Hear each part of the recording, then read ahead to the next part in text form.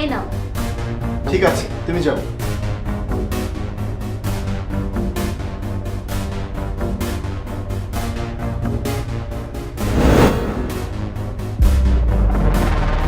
এই তো কোনাসিরা নোট।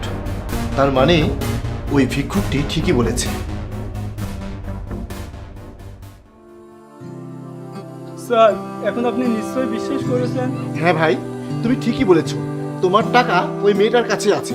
তুমি এখন আমার সঙ্গে চলো, ওই মেয়েটাকে আমি চরম শিক্ষা দিব। স্যার, আমি খুব ভয় পাচ্ছি স্যার।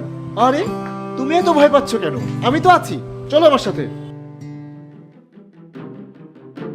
অপু, এদিকে এসো।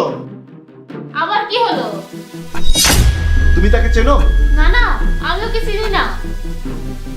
আরে ভাবি, চিনতে পারছো না? এ তো সেই ভিখারি যে তোমার পিছু নিয়েছিল। আমি তাকে ধাক্কা দিয়ে বের করে দিয়েছিলাম।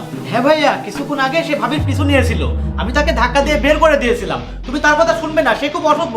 আচ্ছা, সে অসভ্য? শোন, সে ঠিকই আছে, দোষ তোর ভাবি করেছে। অপু, তুমি বলবে নাকি আমি বলবো? তোমার মনে আছে এই টাকাগুলোর কথা? কিছুক্ষণ আগেই তুমি এই টাকাগুলো আমাকে দিয়েছিলে।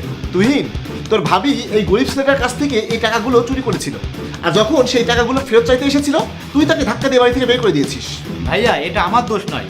ভাবি আমাকে বললো ভাবির সঙ্গে সে খারাপ ব্যবহার করেছে, তাই ভাবি বললো তাকে আমি ধাক্কা দিয়ে বের করে দিয়েছি। অপু, এখন সত্যি করে বলো, তোমার মধ্যে যদি সামান্য মানবতা বোধ থাকে তাহলে তুমি তোমার ভুলটা মেনে নাও, নইলে তোমার জন্য ভালো হবে না। দুঃখিত, আমি তার সাথে অনেক অন্যায় করেছি।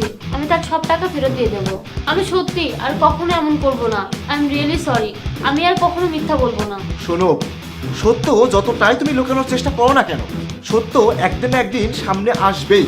এই ছেলেটা তার মায়ের চিকিৎসার জন্য সাহায্য চাইছে, তুমি সাহায্য করতে না পারো, সাহায্য করো না, তাই বলে তুমি তার টাকা ছিনিয়ে নেবে? ছি, আমার ভাবতেও লজ্জা লাগছে যে আমার স্ত্রী একজন ভিক্ষুকের টাকা ছিনিয়ে নেয়। কিসের অভাব তোমার? সামান্য কিছু টাকার লোভ সামলাতে পারো না? আরে আল্লাহ তোমাকে অনেক কিছু দিয়েছে, তুমি কোথায় অন্যকে সাহায্য করবে তা না করে তুমি গরিব মানুষের টাকা ছিনিয়ে নিচ্ছ। মানসিকতা বদলাও, মনের দিক থেকে বড় হও। এই নাও ভাই তোমার টাকা। আপনাকে অনেক অনেক ধন্যবাদ স্যার।